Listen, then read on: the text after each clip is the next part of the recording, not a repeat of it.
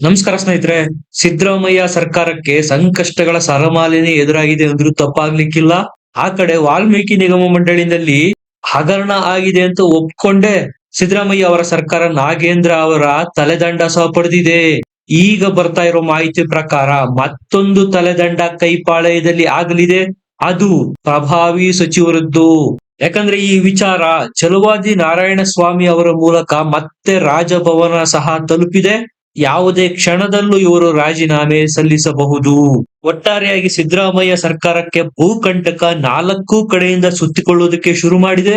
ಹಾಗಾದ್ರೆ ಈಗ ಮತ್ತೊಂದು ಕಂಟಕದಲ್ಲಿ ಸಿಲುಕಿರ್ತಕ್ಕಂತ ಪ್ರಭಾವಿ ಸಚಿವರನ್ನ ವಜಾ ಮಾಡಲಾಗುತ್ತಾ ಅಥವಾ ಅವರೇ ರಾಜೀನಾಮೆ ಸಲ್ಲಿಸಲಿದ್ದಾರಾ? ಯಾಕಂದ್ರೆ ಪರಿಸ್ಥಿತಿ ಈಗ ಹಂಗೆ ಇದೆ. ರಾಜೀನಾಮೆ ಕೊಡಲೇಬೇಕಾದ ಪರಿಸ್ಥಿತಿ ಇದೆ. ಅದು ಬೇರೆ ಯಾವುದೂ ಅಲ್ಲ, ಖರ್ಗೆ ಅವರ ಸಿದ್ಧಾರ್ಥ ಟ್ರಸ್ಟ್ ಗೆ ಸಂಬಂಧಪಟ್ಟಂತಹ ಪ್ರಕರಣ. ನಿಜಕ್ಕೂ ಪ್ರಿಯಾಂಕಾ ಖರ್ಗೆ ಅವರ ತಲೆದಂಡ ಆಗಲಿದೆಯಾ? ವಜಾ ಆಗಲಿದೆಯಾ? ರಾಷ್ಟ್ರ ಮಟ್ಟದಲ್ಲಿ ಖರ್ಗೆಗೆ ಇದು ಮುಜುಗರ ಆಗಲಿದೆಯಾ? ಎಲ್ಲದ್ರ ಬಗ್ಗೆ ಮಾಹಿತಿ ಕೊಡ್ತೀನಿ. ದಯಮಾಡಿ ನಮ್ಮ ಚಾನಲ್ ನ ಸಬ್ಸ್ಕ್ರೈಬ್ ಮಾಡಿ, ಲೈಕ್ ಮಾಡಿ, ಶೇರ್ ಮಾಡಿ. ಸ್ನೇಹಿತರೆ, ನೀನು ಸೇರ್ ಆದ್ರೆ ನಾನು ಸವಾ ಸೇರು ಅನ್ನುವಂತೆ ರಾಜ್ಯಪಾಲರಿಗೆ ಸಡ್ಡು ಹೊಡೆದಿದ್ರು ಸಿದ್ದರಾಮಯ್ಯನವರು. ಸಂಪುಟದಲ್ಲಿ ತೀರ್ಮಾನ ತೆಗೆದುಕೊಂಡು ಜೊಲ್ಲೆ ಪ್ರಕರಣ, ಜನಾರ್ದನ್ ರೆಡ್ಡಿ ಮತ್ತು ಮುರುಗೇಶ್ ನಿರಾಣಿ ಅವರ ಪ್ರಕರಣ ಸಹ ರಾಜ್ಯಪಾಲರು ಮೂವ್ ಮಾಡಬೇಕು, ಅನುಮತಿ ಕೊಡಬೇಕು. ಅಷ್ಟೇ ಅಲ್ಲದೆ ಕುಮಾರಸ್ವಾಮಿ ಅವರ ಅರ್ಕಾವತಿ ಡಿನೋಟಿಫಿಕೇಶನ್ ಗೆ ಸಂಬಂಧಪಟ್ಟಂತೆ ಆ ಪ್ರಕರಣಕ್ಕೂ ಸಹ ಅನುಮತಿ ಕೊಡಬೇಕು ಅಂತ ಒತ್ತಾಯ ಮಾಡಿತ್ತು ಸಿದ್ದು ಸರ್ಕಾರ. ಅದರ ಬೆನ್ನ ಹಿಂದೆನೆ ಈಗ ಕೈಪಾಳ್ಯದ ಖರ್ಗೆ ಅವರ ವಿರುದ್ಧ ಮತ್ತೊಂದು ದೂರು ಹೋಗಿದೆ. ಅದು ವಿಧಾನ ಪರಿಷತ್ನ ನಾಯಕರಾಗಿರ್ತಕ್ಕಂಥ ಛಲವಾದಿ ನಾರಾಯಣ ಸ್ವಾಮಿ ಅವರು ಖುದ್ದು ರಾಜ್ಯಪಾಲರ ಬಳಿನೇ ಹೋಗಿ ದೂರು ಕೊಟ್ಟು ಬಂದಿದ್ದಾರೆ. ಖರ್ಗೆ ಅವರ ಸಿದ್ಧಾರ್ಥ ಟ್ರಸ್ಟ್ ಗೆ ಅಮೂಲ್ಯವಾದ ಭೂಮಿನ ಮಂಜೂರು ಮಾಡಲಾಗಿದೆ, ಇಲ್ಲಿ ಹಗರಣ ಆಗಿದೆ, ಇದು ಮತ್ತೊಂದು ಮೂಢ ಹಗರಣ ಅನ್ನೋದು ಛಲವಾದಿ ನಾರಾಯಣ ಸ್ವಾಮಿ ಅವರು ಮಾಡಿರ್ತಕ್ಕಂಥ ಆರೋಪ. ಬಿಜೆಪಿ ಅವರಿಗಂತೂ ಖರ್ಗೆ ಅವರ ಕೇಸು ಬಯಸದೇ ಬಂದ ಭಾಗ್ಯದಂತಾಗಿ ಹೋಗಿದೆ. ಹೇಗಿದ್ರು ರಾಹುಲ್ ಗಾಂಧಿ ಮತ್ತು ಖರ್ಗೆ ಅವರು ಸಂಸತ್ನಲ್ಲಿ, ಲೋಕಸಭೆ ಮತ್ತು ರಾಜ್ಯಸಭೆಯಲ್ಲಿ ಬಿಜೆಪಿ ಮೇಲೆ ಸವಾರಿ ಮಾಡ್ತಾ ಇದ್ರು. ಬಿಜೆಪಿ ಇದನ್ನ ಈಗ ರಾಜ್ಯಸಭೆಯಲ್ಲಿ ಖರ್ಗೆ ಅವರ ಬಾಯಿ ಮುಚ್ಚೋದಿಕ್ಕೆ ಬಿಜೆಪಿ ಇದನ್ನ ಪ್ರಮುಖ ಅಸ್ತ್ರವಾಗಿ ಬಳಸ್ತಾ ಇದೆ. ಈಗಾಗಲೇ ರಾಷ್ಟ್ರ ಮಟ್ಟದಲ್ಲಿ ಬಿಜೆಪಿಯ ವಕ್ತಾರರು ಸುದ್ದಿಗೋಷ್ಠಿಗಳನ್ನು ಮಾಡಿ ಇದರ ಬಗ್ಗೆ ಪ್ರಚಾರ ಮಾಡ್ತಾ ಇದ್ದಾರೆ, ನರೇಟಿವ್ ಸಹ ಸೃಷ್ಟಿ ಮಾಡ್ತಾ ಇದ್ದಾರೆ ಖರ್ಗೆ ಅವರ ವಿರುದ್ಧ.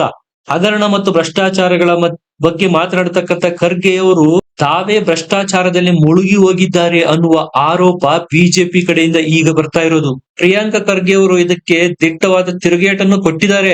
ಹೌದು, ನಾವೇನು ಏರೋಸ್ಪೇಸ್ ಉದ್ಯಮ ಈಗ ಮಾಡದಿದ್ರೇನು ಮುಂದೆ ಮಾಡಬಾರ್ದಾ? ಜಮೀನನ್ನ ನಾವು ಕಾನೂನಿನ ಪ್ರಕಾರನೇ ತಗೊಂಡಿದೀವಿ, ಇದರಲ್ಲಿ ಏನಿದೆ ತಪ್ಪು ಅಂತ ಸವಾಲೊಡ್ಡಿದ್ದಾರೆ.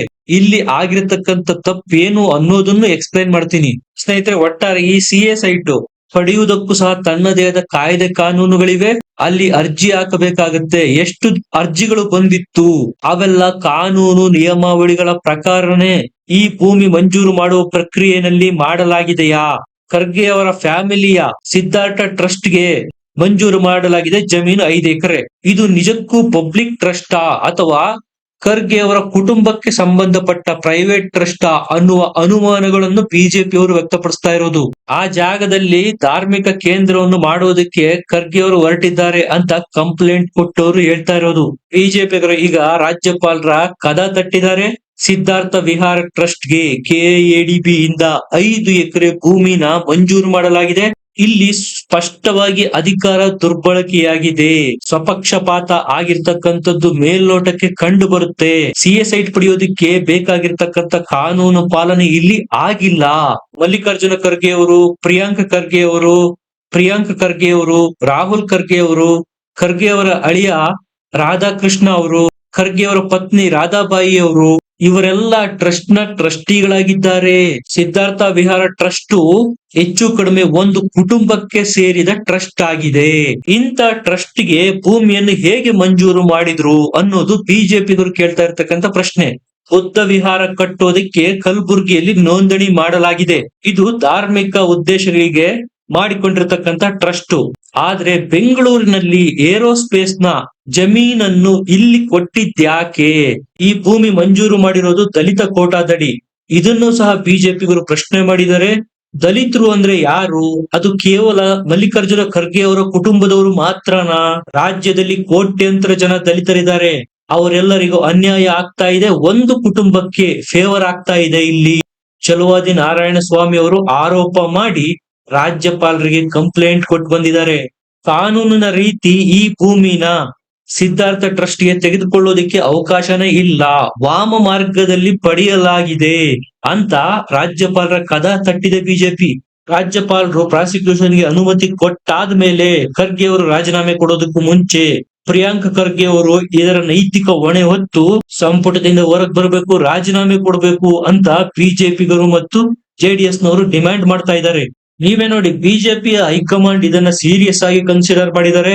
ರಾಷ್ಟ್ರ ಮಟ್ಟದಲ್ಲಿ ಖರ್ಗೆ ಅವರ ವಿರುದ್ಧ ಅವರು ಎಐಸಿಸಿ ಅಧ್ಯಕ್ಷರು ಆಗಿದ್ದಾರೆ, ರಾಜ್ಯಸಭೆಯಲ್ಲಿ ನಾಯಕರು ಆಗಿದ್ದಾರೆ. ಅವರ ವಿರುದ್ಧ ಪ್ರತಿಭಟನೆಯನ್ನು ಮಾಡೋದಿಕ್ಕೆ, ದೂರುಗಳನ್ನು ಸಲ್ಲಿಸೋದಿಕ್ಕೆ ರಾಷ್ಟ್ರ ಮಟ್ಟದಲ್ಲಿ ಚಿಂತನೆ ನಡೆಸಲಾಗಿದೆ. ಜಂತರ್ ಮಂತರ್ನ ಎದುರು ಸಹ ಪ್ರತಿಭಟನೆ ಮಾಡೋದಿಕ್ಕೆ ಬಿಜೆಪಿಗರು ಪ್ಲಾನ್ ಮಾಡಿದ್ರು. ಇನ್ನ ಈ ಕಡೆ ವಾಲ್ಮೀಕಿ ಕೇಸ್ಗೆ ಸಂಬಂಧಪಟ್ಟಂತೆ ಇಡಿ ಅವರು ಹೊಸದಾಗಿ ರೇಡ್ ಗಳನ್ನ ಮಾಡೋದಕ್ಕೆ ಶುರು ಮಾಡಿದ್ದಾರೆ. ಮೂಡ ಕೇಸ್ ಸಹ ಚುರುಕುಗೊಂಡಿದೆ. ನಾಳೆ ಅದರ ರಿಸಲ್ಟ್ ಬರ್ತಾ ಇದೆ ಹೈಕೋರ್ಟ್ ಅಲ್ಲಿ.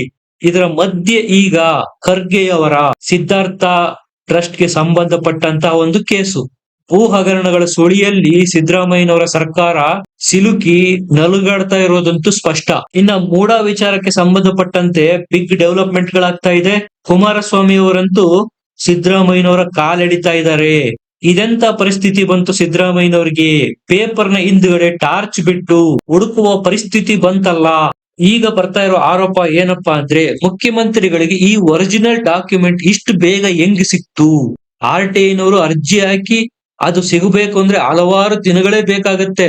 ಇಂಥದ್ರಲ್ಲಿ ಮುಖ್ಯಮಂತ್ರಿಗಳು ಒರಿಜಿನಲ್ ಡಾಕ್ಯುಮೆಂಟ್ಸ್ ನ ಇಷ್ಟು ಬೇಗ ಹೆಂಗೆ ಆಕ್ಸೆಸ್ ಮಾಡಿದ್ರು? ಮೂಡದ ಮೂಲ ದಾಖಲೆಗಳು ಎಲ್ಲ ಇವ್ರ ಹತ್ರ ಇದಾವ? ಹೇಗೆ ಇದು ವಿಚಾರ? ಹಾಗಾದ್ರೆ ಏನ್ ಬೇಕಾದ್ರೂ ಇವರು ತಿದ್ದುಪಡಿ ಮಾಡಬಹುದು. ಇದು ಬಿಜೆಪಿ ಮತ್ತು ಜೆಡಿಎಸ್ ನ ನಾಯಕರು ವ್ಯಕ್ತಪಡಿಸ್ತಾ ಇರ್ತಕ್ಕಂತ ಅನುಮಾನ.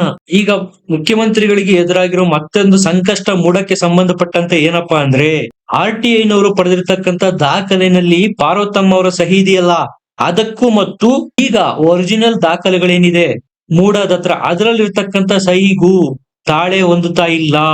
ಸ್ವಲ್ಪ ಡಿಫ್ರೆನ್ಶಿಯೇಷನ್ ಇದೆ.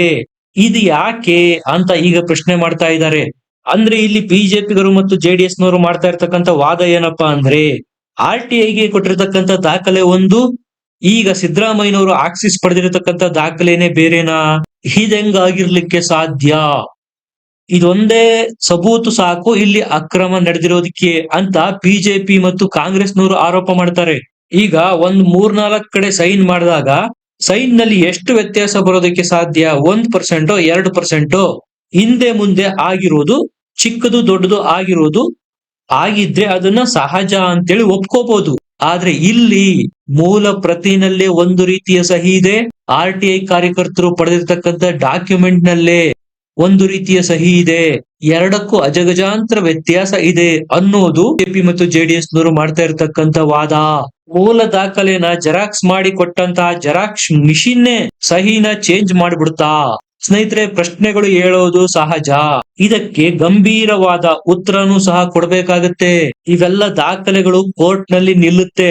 ಈಗಾಗಲೇ ಸಿದ್ದರಾಮಯ್ಯನವರು 2013ರಲ್ಲಿ ಚುನಾವಣಾ ಅಫಿಡವಿಟ್ ನಲ್ಲಿ ಈ ಮಾಹಿತಿ ಮುಚ್ಚಿಟ್ಟಿದ್ದಾರೆ ಅನ್ನುವ ಆರೋಪ ಸಹ ಇದೆ. ಅದು ಸಹ ಸ್ಪಷ್ಟ ದಾಖಲೆ ಆಗುತ್ತೆ. ನಾಳೆ ಕೋರ್ಟ್ ನಲ್ಲಿ ದೂರುದಾರರ ಪರವಾಗಿ ವಾದ ಮಾಡ್ತಕ್ಕಂಥವ್ರು ಇದನ್ನೇ ಎತ್ತಿ ತೋರಿಸ್ತಾರೆ. ಇನ್ನೊಂದು ಇಲ್ಲಿ ಸ್ಪಷ್ಟವಾಗಿ ಗಮನಿಸಬೇಕಾದ ವಿಚಾರ ಏನಪ್ಪಾ ಅಂದ್ರೆ, ಡಾಕ್ಟರ್ ಜಿ ಪರಮೇಶ್ವರ್ ಅವರು ಸಹ ಖರ್ಗೆ ಅವರ ಕೇಸ್ಗೆ ಸಂಬಂಧಪಟ್ಟಂತೆ ಪ್ರತಿಕ್ರಿಯೆ ಕೊಟ್ಟಿದ್ದಾರೆ. ತನಿಖೆಯಾಗ್ಲಿ, ವಿಚಾರಣೆ ನಡೀಲಿ, ಸತ್ಯ ಬಯಲಿಗೆ ಬರುತ್ತೆ ಎಂದಿದ್ದಾರೆ. ಅಂದ್ರೆ ಇಲ್ಲಿ ಖರ್ಗೆ ಅವರಿಗೆ ಜಿ ಪರಮೇಶ್ವರ್ ಅವರು ಸಪೋರ್ಟ್ ಮಾಡ್ತಾ ಇಲ್ವಾ? ಸಿದ್ದರಾಮಯ್ಯನವರ ವಿಚಾರದಲ್ಲಿ ಸಾರಾಸಗಟಾಗಿ ಆರೋಪ ಸುಳ್ಳು ಅಂತ ಅಲ್ಲಗಳೆದಿದ್ರು. ಆದ್ರೆ ಖರ್ಗೆ ಅವರ ವಿಚಾರದಲ್ಲಿ ಪರಮೇಶ್ವರ್ ಅವರು ಖರ್ಗೆಗೆ ಬೆಂಬಲ ಕೊಡ್ತಾ ಇಲ್ವಾ? ಇದು ಈಗ ಅನುಮಾನ ಮೂಡಲಿಕ್ಕೆ ಶುರುವಾಗಿದೆ. ನಿಮಗೇನನ್ಸುತ್ತೆ? ಕಮೆಂಟ್ ಮಾಡಿ ತಿಳಿಸಿ, ಲೈಕ್ ಮಾಡಿ, ಶೇರ್ ಮಾಡಿ, ನಮ್ಮ ಚಾನಲ್ ನ ಸಬ್ಸ್ಕ್ರೈಬ್ ಮಾಡಿ. ಮತ್ತೆ ಸಿಗೋಣ. ನಮಸ್ಕಾರ.